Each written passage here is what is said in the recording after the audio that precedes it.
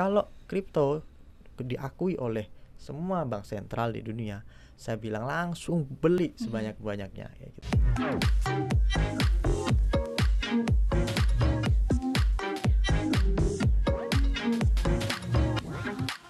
Halo Sobat Cuan, selamat datang di podcast Cuap Cuan bersama trio Cuan. Masih manggut-manggut kayak gini. Amin. Ya. Selamat Hari Raya Waisak ya buat Selamat Hari Raya Waisak Sobat Cuan yang merayakan. Semoga damai di bumi, damai di hati. Amin. Ya pastinya ya. Di hari libur ini tidak ketinggalan juga kita tetap ketemu di Koneksi Konten ekonomi berisi. I-nya banyak.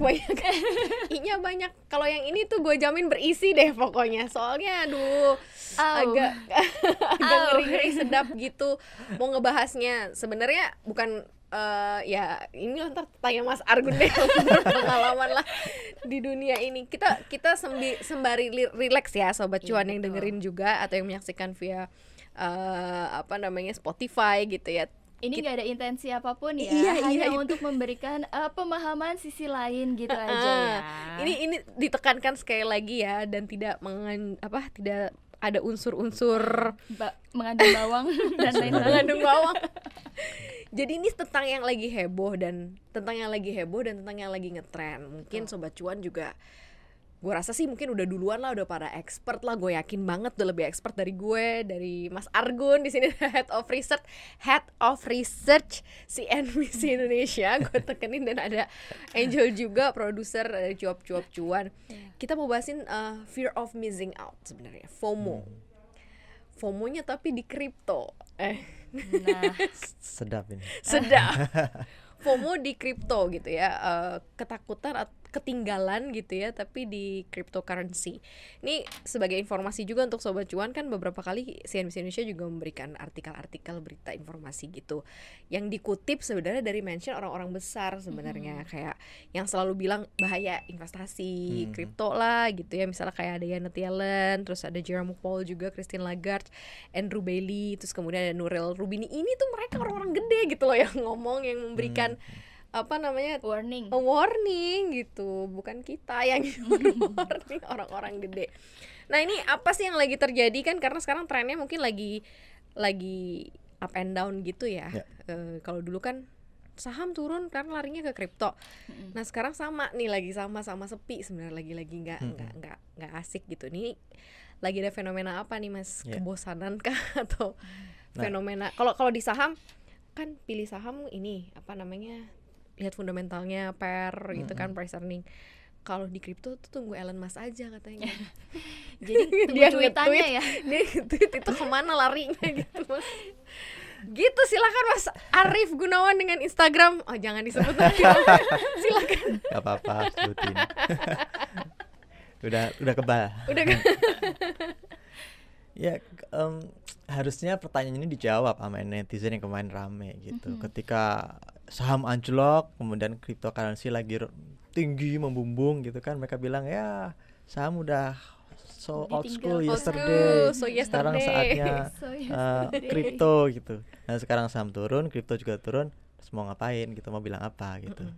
Jadi emang saya pikir netizen atau biasanya kan milenial nih kebanyakan, mereka semangatnya itu lagi tinggi. Dan netizen itu emang mereka haus dengan experience gitu. Makanya ada istilah fear of missing out gitu. Ketika ada rame saham di tahun kemarin ya, atau deket-deket kuartal 3, kuartal 4 lah 2020, itu kan ada nih saham-saham tertentu ya, BRIS, ANTM. Masuklah mereka itu pada retail nih, terutama para milenial. Ya itu fear of missing out.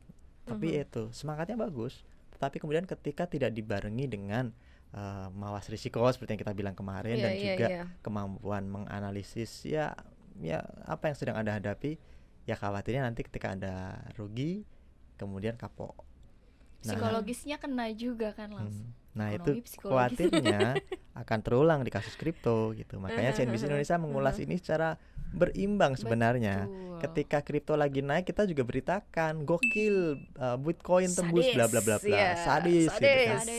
Ya mungkin bahasanya agak-agak lebay misalnya, ya sudahlah itu kan cuma judul gitu. Tapi intinya kan lihat di kontennya gitu. Jangan kemudian berharap ini adalah aset yang selalu naik. Nah, ini ada sikap delusional gitu yang harus kita hilangkan bersama-sama gitu. Jadi kalau Sobat Cuan investasi di cryptocurrency, maka masih ada dua pilihan. Jangan-jangan cryptocurrency ini bisa jadi beneran the future of currency, atau di sisi lain dia bisa jadi the next janda bolong gitu. Itu dong janda bolong langsung. Iya. Janda bolong bukannya mahal ya? Iya, mahal kan. Mahal sesaat terus langsung kayak nggak ada harganya karena janda-janda juga ya. Udah nggak bolong lagi. Bolong soalnya. Aduh. Harusnya nggak bolong ya. Iya, peluangnya itu masih 50-50 gitu. Jadi kan saya sempat diskusi gitu ya sama netizen gitu. Oh, ada netizen yang mau diajak diskusi juga, Mas? Iya, tapi saat itu akhirnya baliknya nyerang personal sih. Jadi pertanyaan saya adalah, analis fundamental cryptocurrency itu seperti apa? Tidak ada yang bisa menyampaikan gitu. Ada yang memberikan argumen. Jadi kalau mau menilai fundamental value dari mata uang kripto adalah lihat di buku putihnya, ya, white paper istilahnya. Tapi dia lupa bahwa white paper itu sebenarnya cuma prospektus. Kayak reksadana. Reksadana diterbitkan oleh perusahaan manajemen investasi. Dan terbitin prospektus, isinya adalah reksadana ini akan kami investasikan di 1, 2, 3, 4. Apakah itu info yang sifatnya fundamental? Ya enggak gitu. Jadi reksadananya ini akan memiliki nilai fundamental kalau benar-benar kemudian realisasikan, dia beli saham-saham tertentu, Astra misalnya, atau apalah, Antam misalnya, baru kemudian kita tahu, oh underlying asetnya adalah saham ini. Bagaimana nilai fundamentalnya? Ya kita harus melihat ke underlying aset itu. Itu kalau kita asumsikan cryptocurrency sama seperti saham. Tapi kalau kita asumsikan cryptocurrency, mata uang kripto, Bitcoin dan kawan-kawan itu seperti forex, ya, seperti dolar dan sebagainya, maka pendekatan fundamental value-nya ya berbeda. Fundamental value-nya forex adalah apakah sebuah mata uang ini itu akan memiliki sentimen positif dari satu kebijakan ekonomi, atau dari kebijakan moneter, atau dari di luar itu juga ada faktor yang menggerakkannya, ini faktor sentimen, dan sentimen itu bukan lagi fundamental gitu. Jadi kalau sentimen pasar lagi negatif terhadap rupiah karena kita lagi ada pemilu, padahal pemilunya damai-damai saja, tapi orang mikirnya ntar dulu deh, megang rupiahnya ntar aja, rupiah tertekan. Nah ini market sentimen. Meskipun secara fundamental ya rupiah masih sama kinerjanya, backup-annya masih sama, underlying asetnya apa? Trade kita, ekspor impor, kemudian GDP kita masih sama, inflasi kita itu. Nah, fundamental value ini yang tidak ada di Bitcoin. Bitcoin ya, CS ya. Ya, dan kawan-kawan. Dan kawan-kawan ya. Ya, kalau yang ada sekarang kan ada upaya untuk bikin Bitcoin itu dipakai di dunia nyata. Gitu. Jadi ini yang kemudian disebarkan. Oh, Elon Musk mau pakai Bitcoin buat pembelian Tesla gitu. Harganya naik. Tapi setelah bilang setelah saya pikir-pikir ya kan. Kalau tidak ada yang membeli Tesla juga pakai Bitcoin nggak jadi gitu ya. Jadi harganya turun lagi. Nah ini jadi apa, dinamika yang berbeda gitu, karena memang ada sosok-sosok yang kemudian bisa mengerek naik dan turun kan. Ya, mengerek harga, terus kemudian bisa membanting harga gitu. Nah setelah cuitan Elon Musk itu sampai saat ini juga masih belum ada gairah lagi sebenarnya di Bitcoin CS juga nih Mas. Ya. Semenjak itu kan berarti memang akhirnya teman-teman mungkin investor ya akhirnya menunggu aduh apalagi gitu. Ya. Nah inilah yang harus dipahami oleh para investor Sobat Cuan, termasuk kita semua gitu. Apakah nggak boleh, jangan investasi? Kita nggak pernah bilang gitu. Jangan investasi di cryptocurrency, nggak pernah kita di CNBC bilang gitu. Saya pribadi akan menyatakan kalau mau investasi nggak apa-apa, tapi yang penting mawas risiko, ya kan. Kemarin saya bilang gitu. Nah kalau mau investasi di Bitcoin bisa, dan apakah bisa survive? Bisa survive. Tetapi ya sekarang problemnya adalah kalau kita investasi di saham, kita bisa ngukur harga sahamnya lagi murah nih. Kenapa? PI rasionya, ya kan? Harganya dibandingkan dengan earningnya sudah murah, diskon dibandingkan rata-ratanya misalnya, atau PI rasio dibandingkan industri gitu. Nah di Bitcoin itu belum ada, di kawan-kawan ya, di cryptocurrency itu belum ada. Nah kalau kita mau survive di situ, maka kita harus mengandalkan pada satu penggerak, yakni market sentiment. Oke. Nah kalau kita bicara mengenai market sentiment, nah ini orang-orang besar seperti Yellen, terus kemudian seperti Jerome Powell atau mereka-mereka yang memang berada di pucuk pemerintahan aja sudah mewarning nih dalam tanda kutip gitu kan. Berarti kan ada dua hal yang berbeda dong Mas, misalnya antara opportunity di investasi yang memang menjanjikan secara jelas karena yang cuan banyak kok, banyak banget gitu ya. Gila yang jadi kaya juga karena itu. Bahkan ada salah satu tokoh di Indonesia, bukan tokoh ya, maksudnya orang yang memang menginvestasikan di Bitcoin di Indonesia, bahkan dia bisa beli rumah cash dengan keuntungan itu gitu kan. Itu banyak banget cerita-cerita yang beredar kayak gitu. Tapi di sisi lain ada warning yang juga disampaikan oleh orang-orang besar dunia gitu. Nah ini kan apa gitu yang harus dicermati gitu. Jadi kayak dua kubu juga nih akhirnya. Mungkin dibilang lu Yellen lu nggak dapet cuan sih lo. Sama yang kayak Mas belum cuan. Belum cuan kali ini jadinya belum cuan lo jadinya nih? Gitu ngiri. Mau nadah nih kayaknya kayak gitu. Sama kayak Mas Argun bilang kan sebenarnya kayak ya silakan aja gitu, tapi ya harus pahami juga resikonya tinggi juga gitu. Karena kalau misalkan di saham kan ada ARA, ada ARB, ada batas atas dan bawah gitu. Kalau di Bitcoin ini kan bisa bebas banget gitu kan. Dan itu 24 jam. Iya. 24 jam. Ya gini aja deh, Sobat Cuan harus paham dulu bahwa posisi Sobat Cuan di mana gitu. Makanya ini kita harus buka-bukaan. Biasanya di sebuah pasar yang baru gitu, pasar keuangan, instrumen keuangan, ada 3 jenis investor gitu ya. Investor yang sifatnya market maker, kemudian ada investor yang sifatnya ya orang yang sudah dedicated di situ. Kemudian yang ketiga itu yang joyrider. Joyrider itu baru pendatang baru dan ikut-ikutan, ekspektasinya tinggi gitu.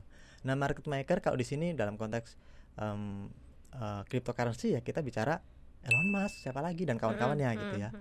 Kemudian kalau kita bicara siapa yang investor yang sifatnya passionate di situ sejak awal, dedicated di situ, ya mereka yang menambang Bitcoin sejak awal gitu dan udah tahu bahwa ini ke depan akan jadi boom gitu. Dan kemudian ketika yang joyrider, nah kita di mana gitu. Kalau saya juga punya teman, dia sudah menambang Bitcoin sejak tahun 2013. Kaya gitu. Nah sekarang Sobat Cuan nambang nggak? Nambangnya kapan? Kalau baru sekarang ya entar dulu gitu. Kemudian Sobat Cuan Elon Musk nggak? Kalau nggak, ya jangan berpikir dapat keuntungan seperti Elon Musk. Berapa dulu nih yang dimasukin ke Bitcoin ya kalau dan kapan masuknya? Kapan kan masuknya gitu. Jangan berharap langsung bisa kayak mendadak nih ya, tapi yang dimasukin berapa dan kapan masuknya gitu. Itu berharap jadi the next Elon Musk gitu kan.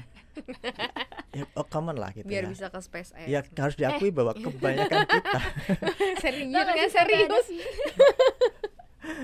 Iya, ngomongin Elon Musk aja gitu. Iya. Udah Kak. Jangan kepanjangan. Lanjut Mas. Silakan Mas. Ya kita harus sadar bahwa kita itu termasuk di investor yang joyrider. Berarti kalau yang FOMO ini ya, yang joyrider ini ya, yang fear of missing out, yang ketika mereka bilang happy. Iya, yang kayak gitu ya. Yang berharap ini lagi rame nih, ayo masuk, ayo ya, gitu kan. Karena sebenarnya kayak kalau misalnya kita tracking investasi di saham tuh kan jelas banget kan ada jam-jamnya ya. Kalau ini kan 24 jam ya. Mau ngecek jam 2 pagi, jam 3 pagi itu bisa gitu. Dan ketika dilihat tuh bisa tahu-tahu lagi merah, tahu-tahu lagi hijau. Jadi benar-benar Sobat Cuan tuh harus tahu kapan momentum masuk dan keluarnya gitu. Jadi istilahnya tuh ya kalau FOMO-nya di tengah-tengah pas lagi hijau, tahu-tahu besok paginya udah merah gitu. Bahayanya ketika misalkan masuk ke kripto ini karena FOMO tuh sebenarnya apa gitu kan ya. Nah, bahayanya tuh kalau Sobat Cuan jadi gambler. Jadi aset ini tuh sangat spekulatif. Tadi kita ulas ya. Evaluasinya dari mana sih? Mau fundamental nggak ada. Adanya apa? Market sentiment. Jadi setiap kali ada kabar terus diserang Mas, nggak ada fundamental sih. Ada itu white paper tadi. Diserang lagi loh. Ya, gue tolongin nih masalahnya Mas. Ya mohon maaf, fundamental value itu belum ada. Selama tidak dipakai di dunia nyata, itu tidak ada Bitcoin fundamental. Dan ini bukan pendapat saya. Ada beberapa tulisan nih, misalnya the value of virtual currencies. Kemudian Bank of England, bukan Argun of England ya. Bank of England menyatakan yaitu digital currency have meaning only if participants agree that they have meaning. Jadi kalau semua Sobat Cuan milenial yakin bahwa cryptocurrency ini akan jadi the future, ya dia punya value di situ. Ya value-nya berdasarkan apa? Ya kepercayaan, itu doang. Tapi fundamentally ada nggak? Belum. Kalau kepercayaan mah nggak bisa debat ya berarti ya. No debat. Dan biasanya mereka ya emang no debat dan ya itulah kalau orang udah ini kan keyakinannya kecintaan teguh. ya, kayak kecintaan terhadap apa gitu Iya, ya. biasanya dengar pendapat yang lain tuh, wah kamu ini Mhm. anti, kamu harus di apa ya, ibaratnya kalau dulu zaman Yesus salibkan dia ya kan gitu. Kamu udah menghina ini ya kan ya. Iya, iya, Ya iya, kaum iya. kaum ya lunatik seperti itu yang tidak bisa menerima apa namanya pendapat yang berbeda kan biasanya kayak ini.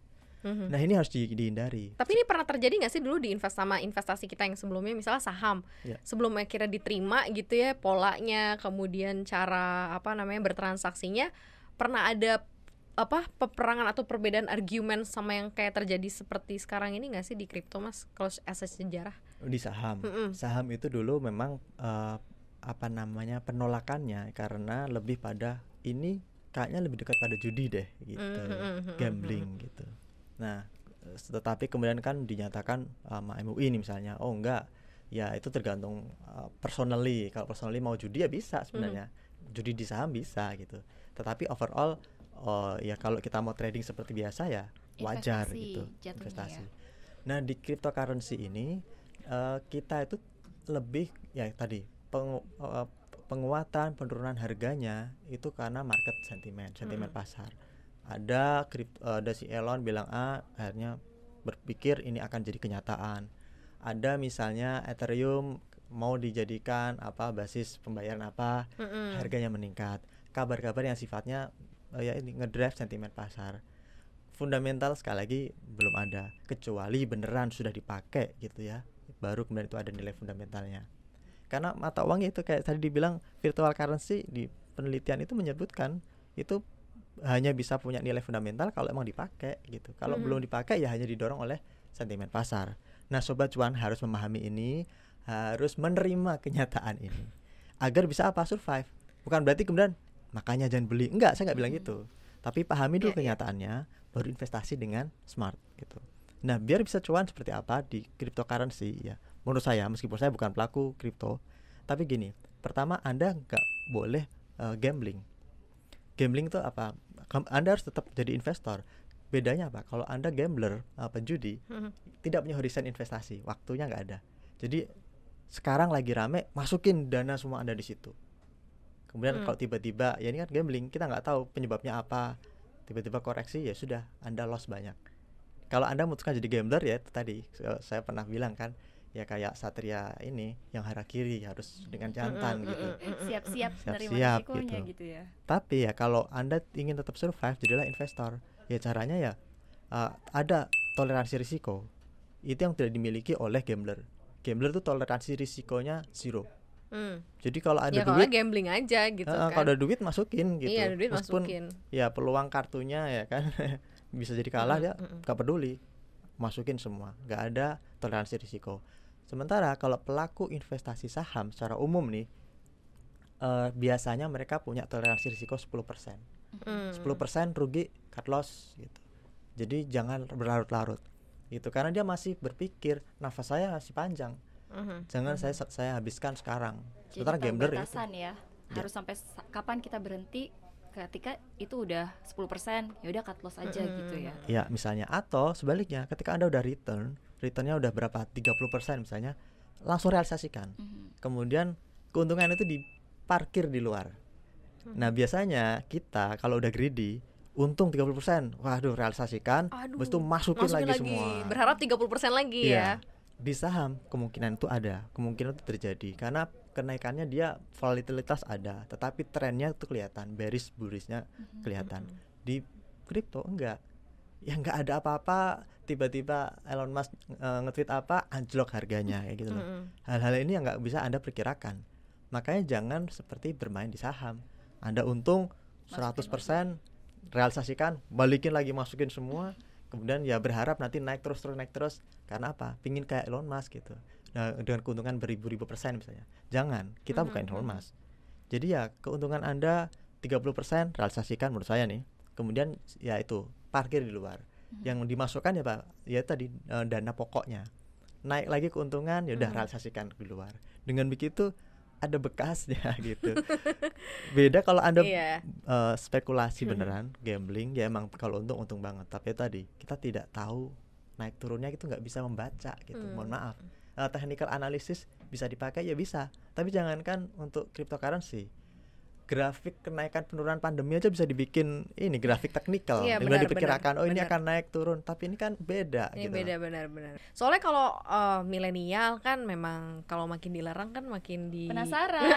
makin penasaran. Coba, kenapa kok soalnya. dilarang?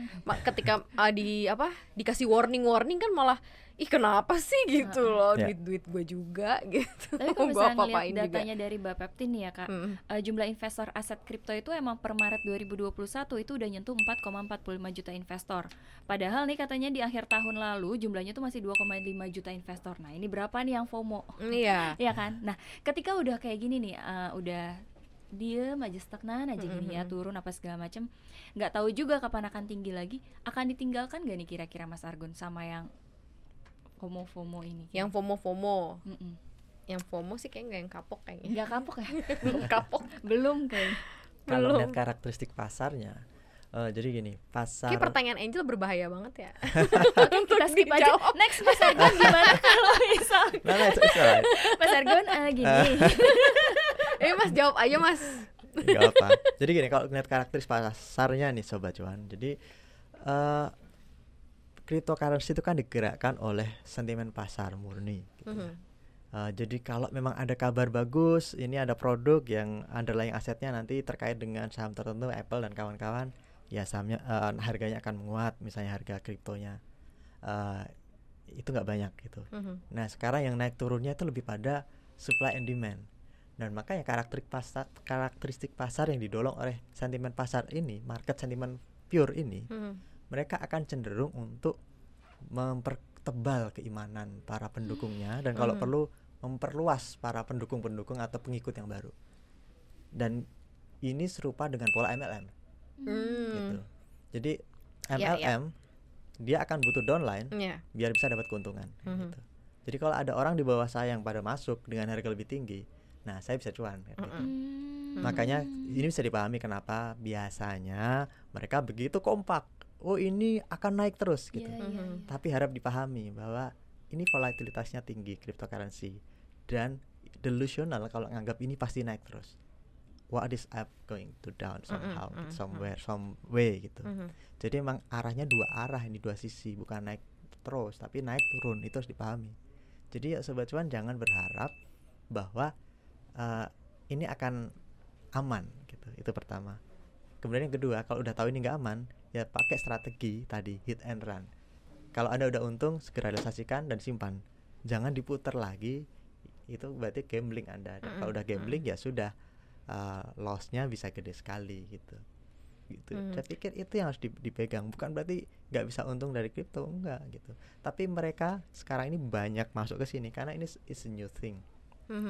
Dan ini di viralitasnya tinggi. Betul. Mereka yang masuk ke sini biasanya akan jadi apa istilahnya tuh, para pewarta kripto baru gitu loh. Oh ini menarik loh. Semacam martir kuat gitu loh, ya. Ya.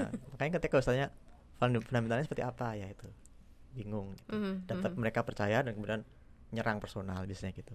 Jadi ya harusnya nggak kayak gitu. Harus dipahami bahwa kalau nanti bank sentral seluruh dunia mengakui kripto, maka saat itulah Anda beli sebanyak-banyak kripto. Nah ini mereka sebenarnya butuh nggak sih pengakuan, pengaturan gitu kan? Kayak di Indonesia kan beberapa kali juga bilang katanya mau ada bursa kripto lah, mau ada apalah gitu ya. Nah ini sebenarnya dibutuhkan atau nggak sih? Dan mereka ngerasa perlu nggak sih? Ini jangan-jangan malah justru kalau merasa seneng karena bebas. Iya, kalau udah gitu ya. diatur-atur nih gue ribet nih, ntar abis ini diatur-atur. Karena kan memang karakteristik yang sekarang berkembang di kripto kan ya memang bebas, terus kemudian juga ya udah tanpa batas juga, penguatan tanpa batas juga, pelemahannya juga tanpa batas. Tapi ya ini mereka suka gitu, ternyata yang challenging kayak gini, high risk high return. Jangan-jangan justru emang bener itu ya yang Iya. bikin mereka suka ya, Itu karena kan tidak ada aturan dan mereka bebas Bener. untuk Nanti kan kalau ada aturan mungkin aja muncul regulasi apa, ada pajak apa yang mungkin mereka justru malah nggak, kok jadi nggak asik nih investasi ini. Gimana sih Mas? Mungkin jangan-jangan sebenarnya mereka nggak butuh rule itu dan peraturan itu. Iya, kalau memang mereka menikmati joyride yang sekarang naik turun nggak jelas dan mereka oke dengan itu, ya nggak masalah, emang karakteristiknya pas gitu. Tapi jangan kemudian berkata hal-hal yang tidak masuk akal, seperti misalnya oh ini sudah punya nilai fundamental padahal belum gitu. Jadi ada hal-hal yang nggak bisa istilahnya kayak kalau investasi di kripto iya karena fundamentalnya bagus itu berarti nggak sesuai gitu Nggak ya. sesuai. Nggak ada. Kalau dia bilang, misalkan saya menjadi mereka, saya akan bilang gini, ya memang saya masuk ke sini. Kenapa?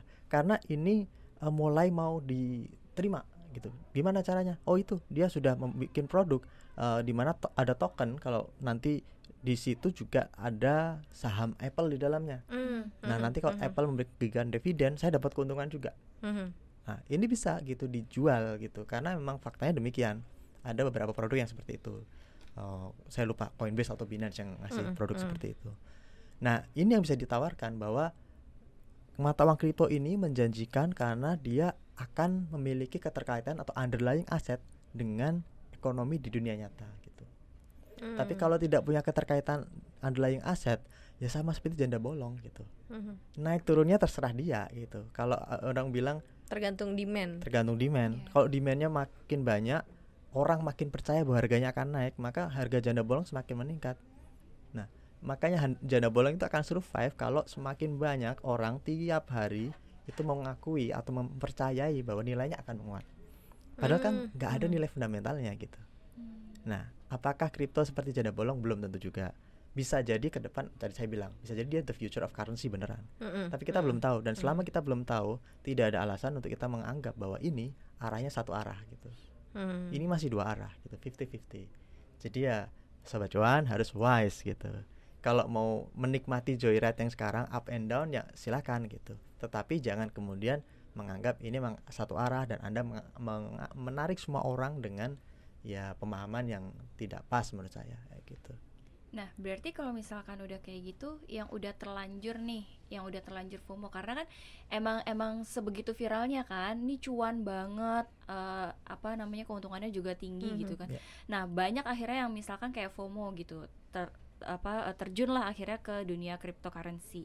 Udah terlanjur tapi ternyata misalkan ada yang ngerasa kayak, aduh gue udah terlanjur tapi kok gini aja ya gitu. Terus itu mendingan gimana tuh Mas Argun? Karena memang sebenarnya gini, orang mungkin yang nggak FOMO jadi FOMO karena gue mengalami mungkin ya experience secara langsung ketika melihat kenaikan harganya begitu luar biasa gitu. Misalnya taruhlah misalnya Doge atau Doge yang kemarin juga lagi boom banget di level 5.000, tiba-tiba dia ke 7.000 hanya hitungan menit ya, 30 menit gitu. 7.000, dan terus kemudian banyak orang-orang yang waduh gue mau dong nambah dong gitu kan, jadi nambah nih di 7.000. Terus kemudian ternyata memang benar teraccept naik ke 9.000 gitu, naik ke 10.000.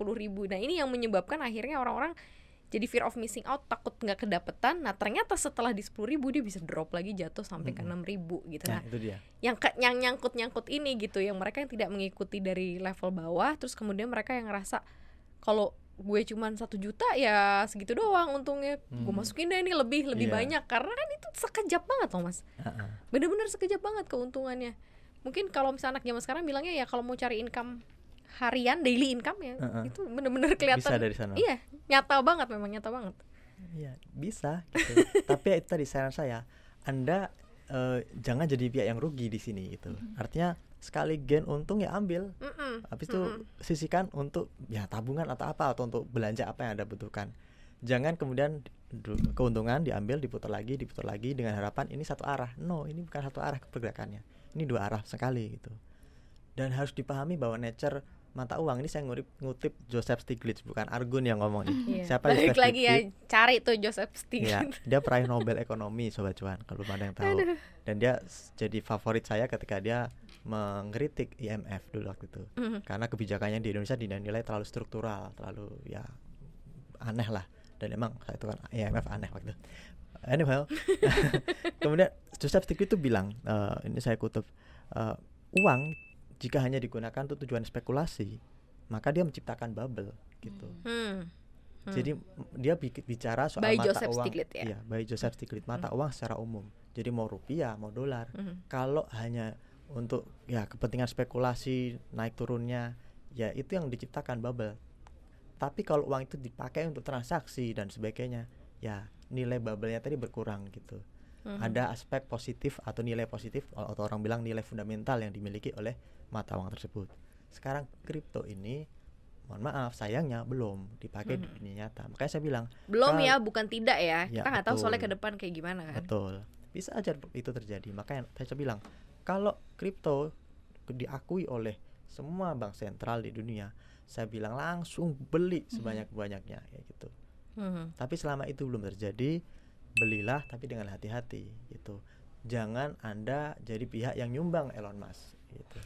Elon Musk butuh duit ya kan, dia bilang Cuit cuit naik harganya, dia lepas ya kan, kemudian dia bikin statement yang negatif biar harganya turun, ntar dia bisa serok lagi. Nah, perlu dilihat bahwa market cap mereka juga masih kecil loh nih. Bitcoin ini kalau nggak salah market capnya masih di bawah Apple, saham Apple. Jadi kalau mau mau menggerakkan gitu, ya tidak butuh banyak uang gitu. Anda gelontorin duit masuk beli berapa ratus juta dolar gitu, itu udah bisa menggerakkan sekali pasar ini gitu. Demikian juga sebaliknya. Jadi ya peran market maker di sini sangat besar, peran sentimen pasar juga sangat besar di sini.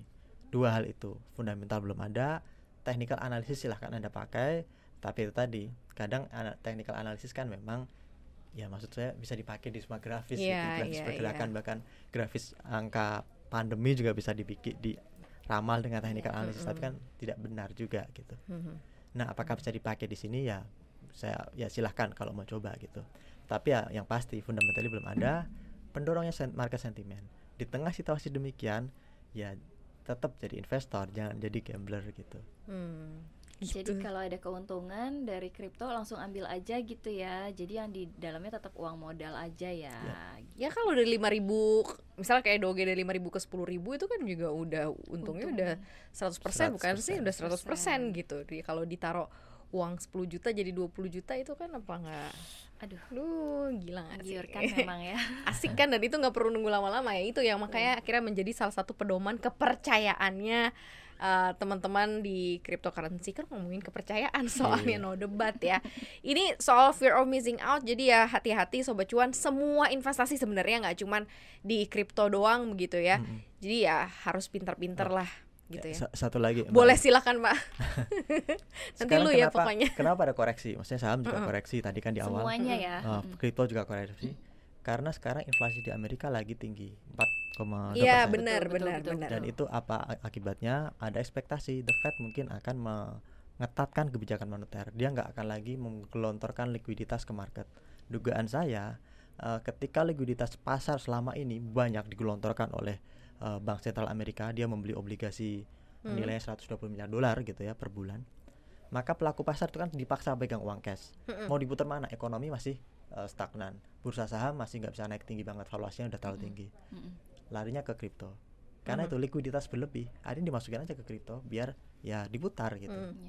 Nah, sekarang ketika inflasi tinggi, kemungkinan kebijakan akan berbalik.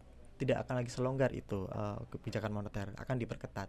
Kemungkinan suku bunga mungkin akan naik meskipun bukan tahun ini, tetapi yang paling dekat kita perkirakan ya akan ada pengurangan pembelian obligasi. Jadi likuiditasnya cekak lagi. Kalau likuiditas cekak, maka pasokan bensin yang selama ini dipakai untuk menaikkan cryptocurrency akan sedikit berkurang. Nah, ini Sobat Cuan perhatikan. Kalau nanti sudah ada pengumuman mengenai itu bahwa suku bunga dinaikkan di Amerika Serikat atau kebijakan kuantitatif easing mulai dikurangi, jadi tapering gitu ya. Saat itulah Anda harusnya mulai keluar, hati-hati gitu. Iya, itu yang terjadi. Jadi kalau misalnya mau dikaitkan dengan sentimen global tuh ada sebenarnya ya keterkaitannya gitu ya Mas ya, tapi tidak dalam investasinya itu sendiri gitu ya.